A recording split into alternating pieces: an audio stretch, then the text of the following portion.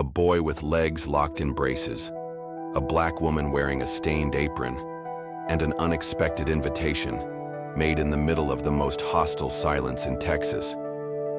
But what no one knew was that those few dance steps, taken between dust, disdain, and disgrace, would unearth truths buried for years, reveal wounds no amount of money could heal, and transform, forever, the most feared ranch in the American South.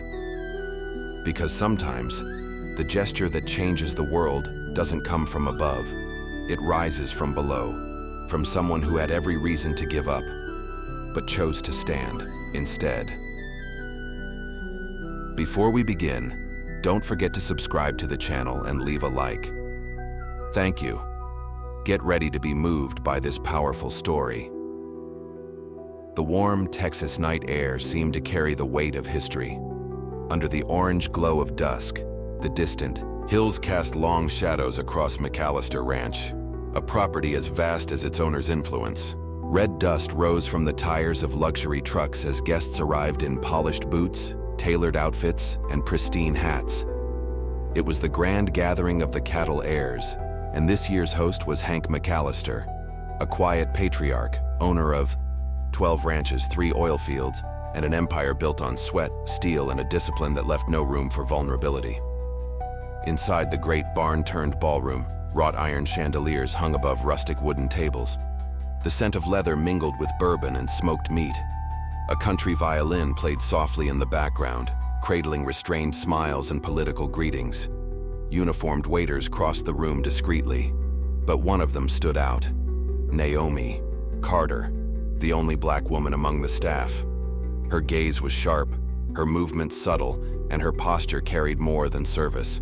It carried the quiet strength of someone who had learned how to be invisible and still refused to disappear. The far end of the room, seated uncomfortably in a reinforced chair, was Ethan McAllister, Hank's youngest son, 10 years old, with piercing blue eyes and a body still battling the aftermath of a horseback accident that nearly claimed his life 2 years earlier. His feet were firmly secured in metal braces, and each attempt to stand demanded more courage than strength. As music and chatter filled the space, Ethan watched Naomi.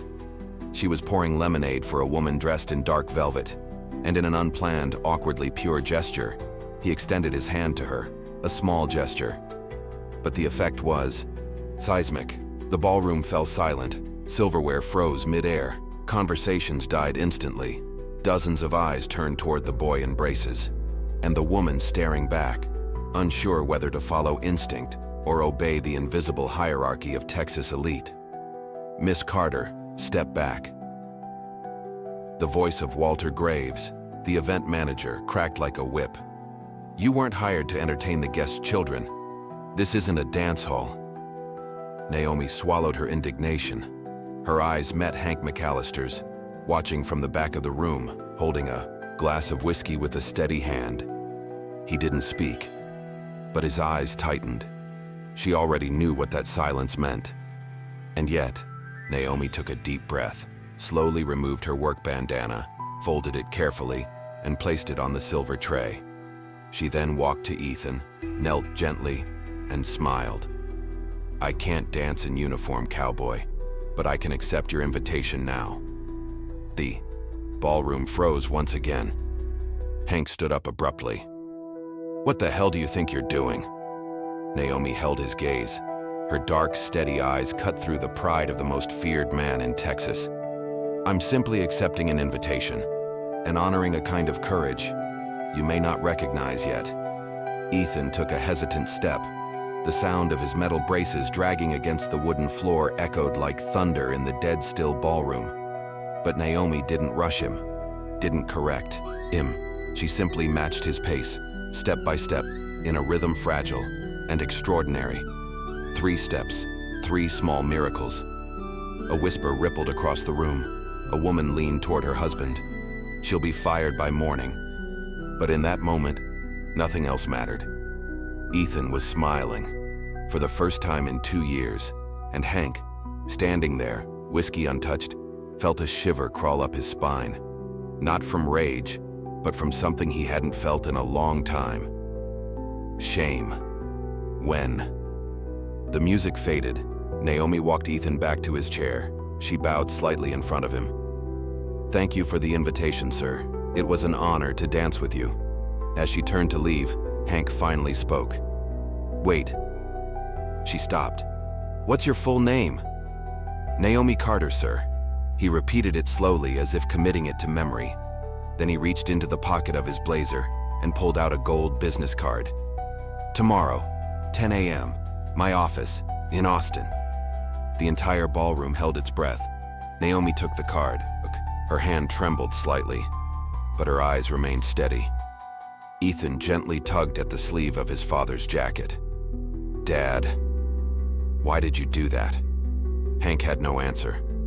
But there, between the wooden floorboards of the ballroom and the unspoken codes of Southern tradition, something had cracked. And it wasn't the pride of a patriarch.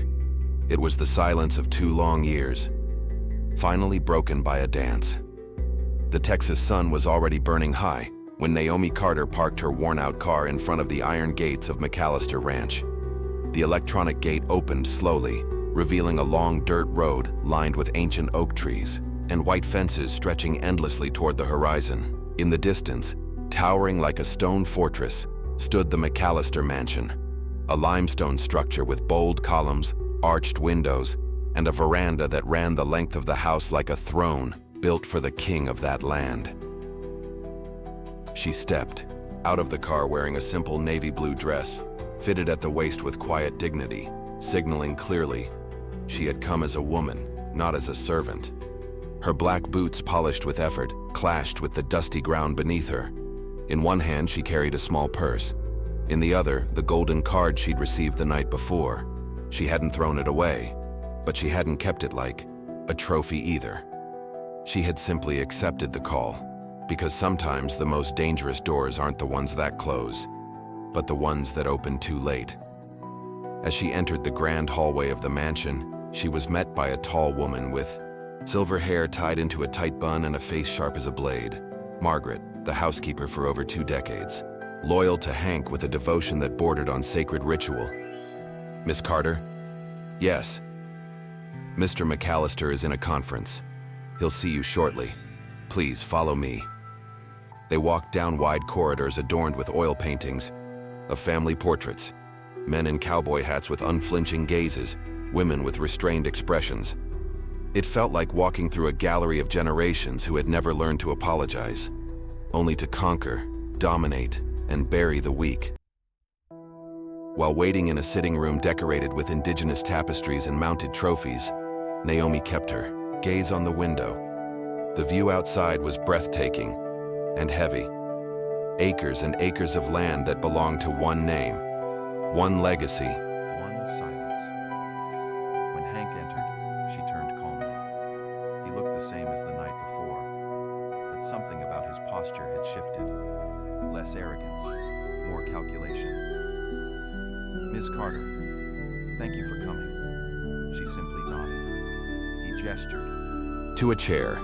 They sat across from each other, like 2 generals from opposing camps ready to negotiate the impossible. "Let me be direct. What you did yesterday with Ethan was..." He hesitated. This was a man used to making $1,000,000 decisions, yet unable to find a simple word like beautiful or meaningful. "It was necessary," she finished for him. "It was human." Hank squinted, studying her. "Do you have any credentials?" "Bachelor's in Human Development from Texas State. Master's in Special Education." "Incomplete." He raised an eyebrow. "So why are you serving drinks to ranchers who barely acknowledge you?" "Because education doesn't pay the bills. And community projects die when the people with money think handing out food at Christmas is enough." Hank walked to his desk, pulled out a leather portfolio, and opened it. "I had you investigated. I figured as much." He pulled out a few photos. Naomi recognized them instantly. The old wooden barn in the outskirts of Del Rio, where she and 4 other volunteers ran the Southern Motion Project, an adaptive dance and rehabilitation program for children with disabilities in rural communities. "You founded this, with my sister Aurora. We started with 5 kids. Today we serve 24, and our funding request was denied 3 times. The McAllister Foundation was one of them. The silence that followed was heavier than the stone walls of the house. I want to hire you. Naomi crossed her legs but didn't move otherwise. As a personal dancer for your son? As a therapeutic companion, I want you to help him. I want you to stay here at the ranch. You can use the guest room in the south wing. You'll have everything you need, 5 times what you earn now, or more. She leaned in slightly. You think you can fix everything with money? Hank frowned. I'm offering an opportunity.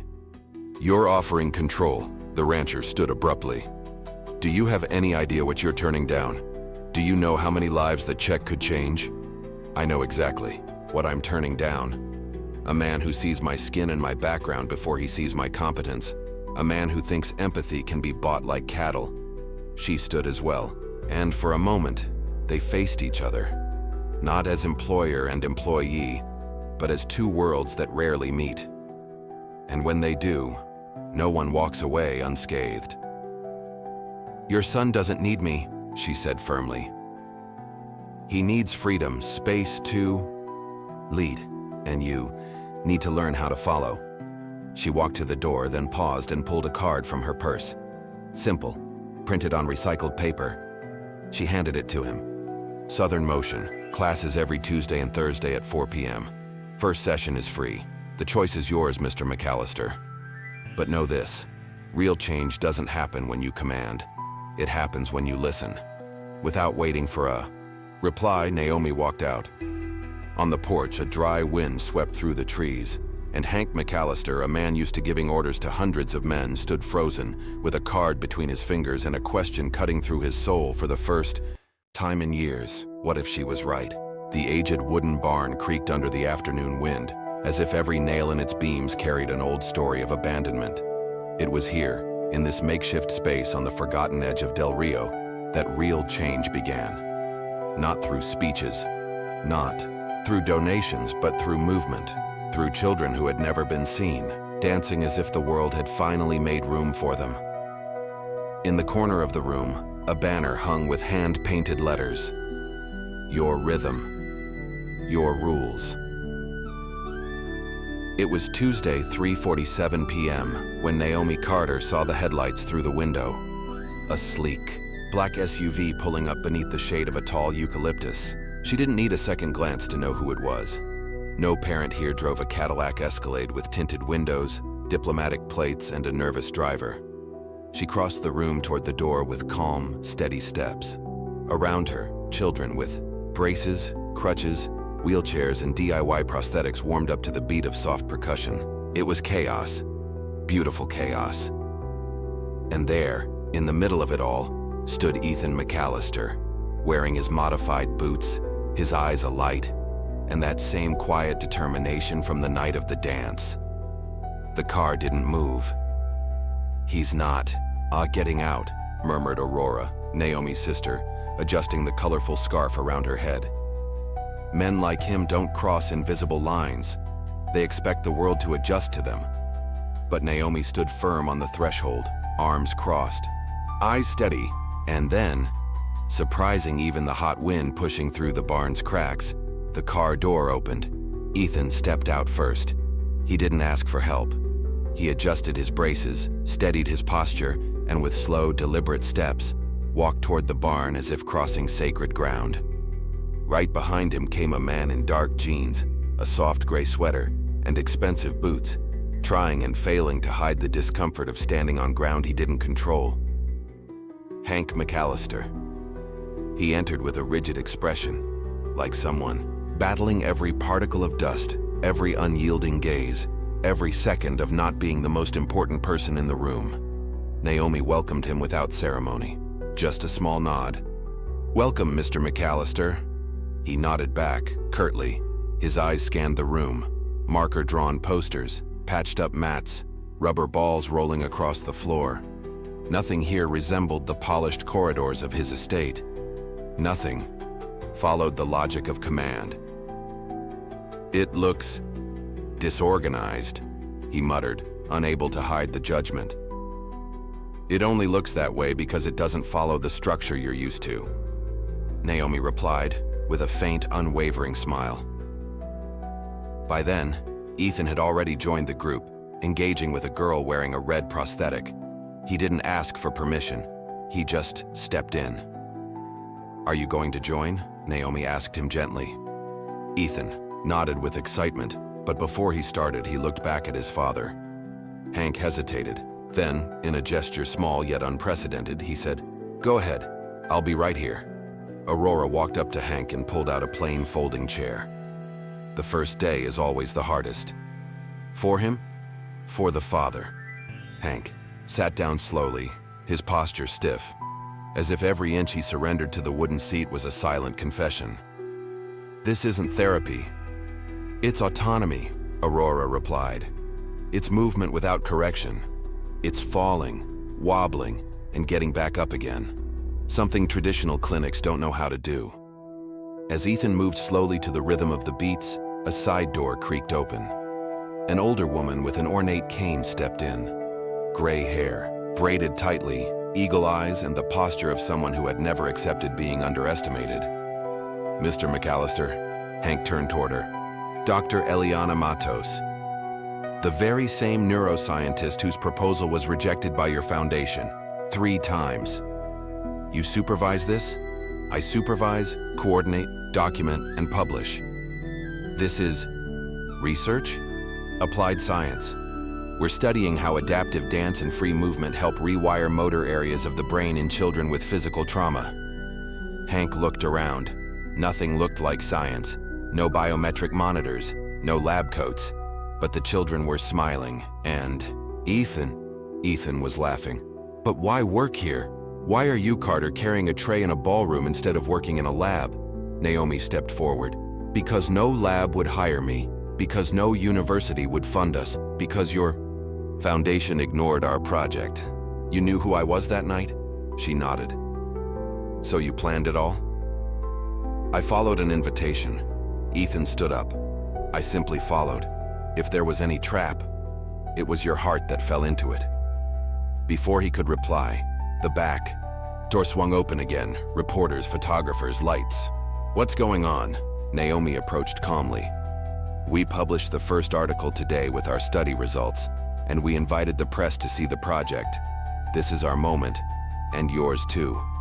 Hank clenched his jaw. "You used my son."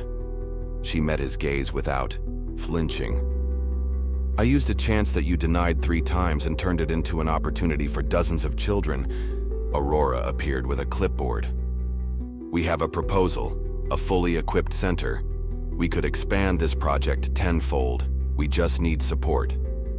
Naomi walked to a side wall. Dozens of photos of children were pinned there, each one showing their progress. In the center, a single empty frame. "This is what we haven't achieved yet. It's the future." And right then, a sudden noise broke through everything. "It's Ethan!" Everyone turned. In the center of the room, the boy had removed one of his leg braces. He was standing, trembling, unbalanced, but upright. Hank instinctively stepped forward. "No," Naomi stopped him gently. "Wait, just watch." And Hank, the Iron Man, the father forged in silence, felt a warmth rise in his chest that not even the blazing Texas sun could explain. It was emotion. It was surrender. It was something he didn't know how to name. But Naomi did. It was the beginning.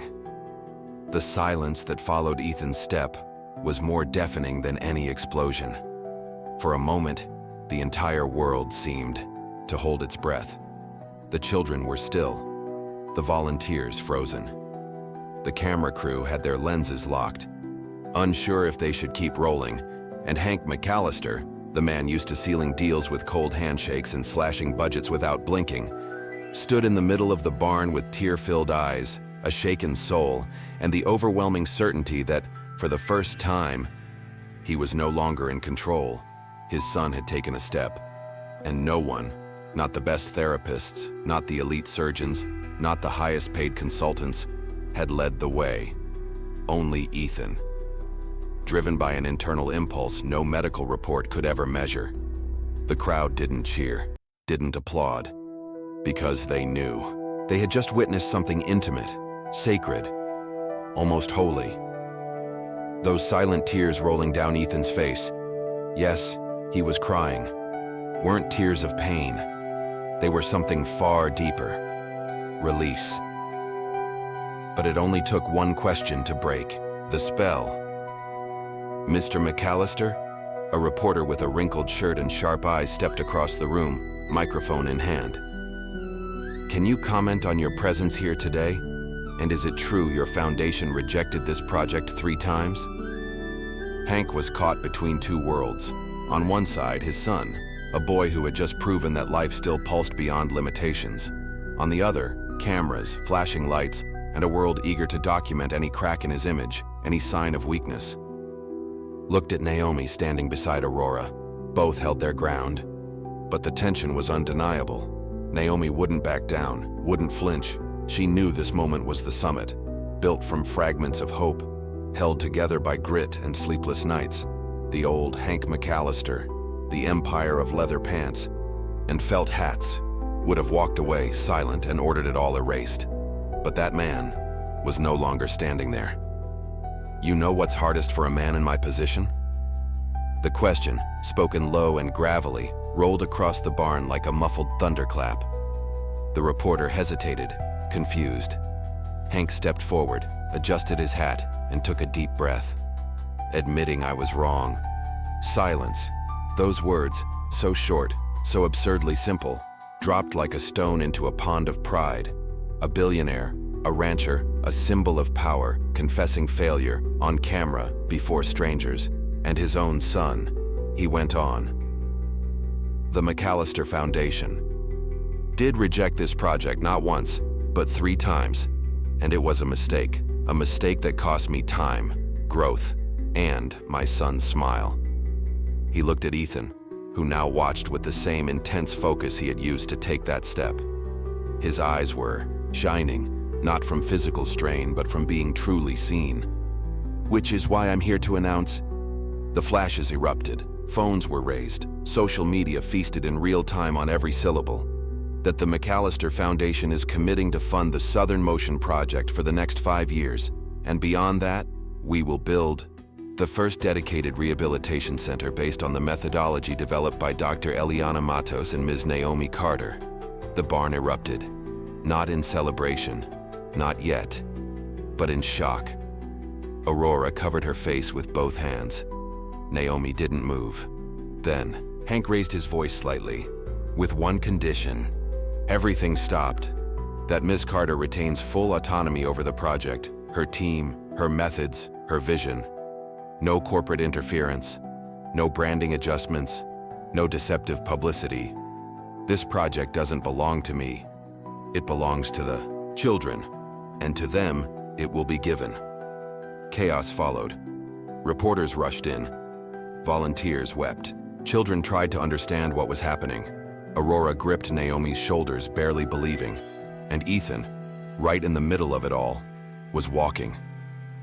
Yes, walking, with just one brace, as if the moment itself had given him strength. Naomi approached Hank, looked him in the eye. His gaze had changed. He wasn't asking for approval. He was showing respect. "Why now?" He answered with quiet, disarming honesty. "Because my son taught me that the world doesn't move around the men who give orders. It moves because of the women who dare to dance with the unseen." And in that moment, and maybe only that moment, Naomi Carter smiled. Not in triumph, but in peace. Because that story, born in pain, was now being rewritten through choice. And sometimes, the true miracle isn't taking the first step. It's making someone follow. The machines arrived before sunrise. With steel arms and blinding headlights, they tore through the dry soil like they were redrawing the map of the land itself. The red Texas dust rose like sacred smoke in a ritual of restoration, not conquest. Around the old barn that once served as a makeshift dance hall, stakes were driven. Concrete poured. Hope poured faster. What was once a dream painted on construction paper by little hands was now becoming something real, solid, touchable. The Southern Motion Rehabilitation Center was being born. A new kind of ranch, not of cattle, but of dignity. Naomi Carter stood nearby with arms crossed, eyes steady. She no longer wore a server's uniform. Now, her presence was the uniform, respected, heard, and honored. The team was diverse: engineers, therapists, volunteers, and mothers who knew what it meant to strap a brace on a child before brewing morning coffee. The project wasn't luxurious, but every corner, every ramp, every non-slip surface was shaped by listening, not profit, and who visited often, to everyone's surprise, was Hank McAllister. The billionaire now showed up with no tie, no entourage, no rehearsed speeches. Sometimes alone, sometimes with Ethan, who now wandered the unfinished hallways of the future center as a kind of resident light. He still used a cane on rough days, none on good days. But what shone brightest wasn't the physical progress, it was his eyes. "Didn't expect to see you at the board meetings," Naomi said one afternoon as they reviewed the blueprint for the adaptive dance wing. "Didn't expect to be learning neuroplasticity in my 50s, he replied, pushing reading glasses up to his forehead, surrounded by color-coded sticky notes and scratched-up graphs. She eyed him sideways, half suspicious, half amused. "Part of your public penance?" "No," he said without hesitation. "Part of my overdue education." Across the lot, Ethan helped another child tighten the straps on a leg brace. He wasn't the center of attention, but he had become the heartbeat of the place. Naomi glanced back at Hank. "Do you regret not apologizing sooner?" He paused. "I've said sorry, in many ways." "Yes, but not with words. Words weren't enough for me. I needed to act. But for some, actions alone don't erase being unseen." He lowered his gaze. He had learned to listen. "I'm sorry," he finally said, "for underestimating you, for not seeing what was right in front of me, for believing money could make up for absence." Naomi didn't answer right away. She stared at the sky where vultures circled far above a distant cornfield. Then softly, "Sorry doesn't rewrite the past, but sometimes it makes room for the future." Hank nodded, in silence. And that silence, unlike so many he'd shared before, wasn't about power. It was about respect. Opening day.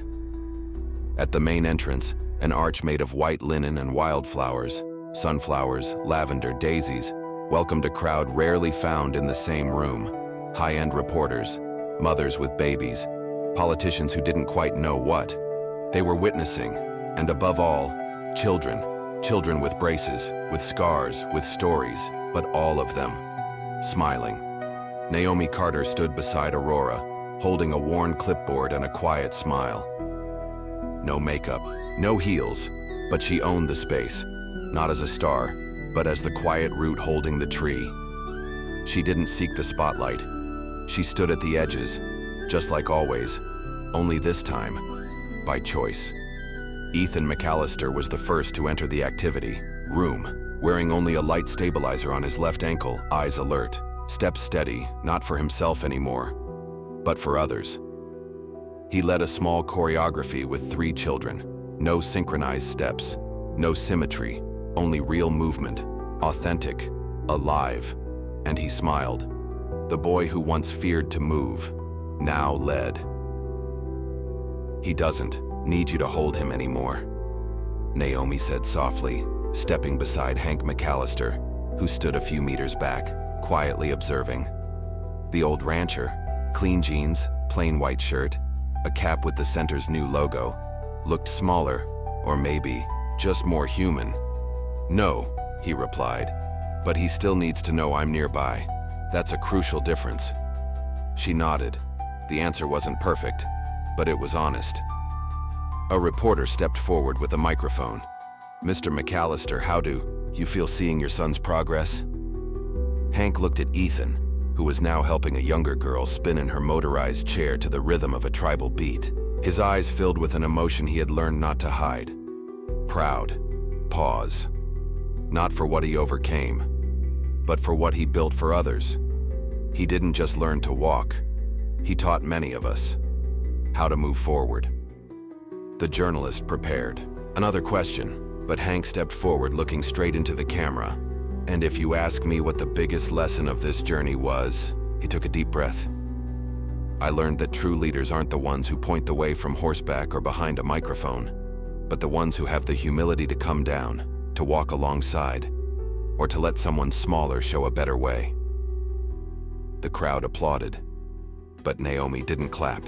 She just watched Ethan, who was now running, yes, running, toward her. And when the boy hugged her, tightly, without asking, without fear, she felt a shiver. That was it. That was the moment.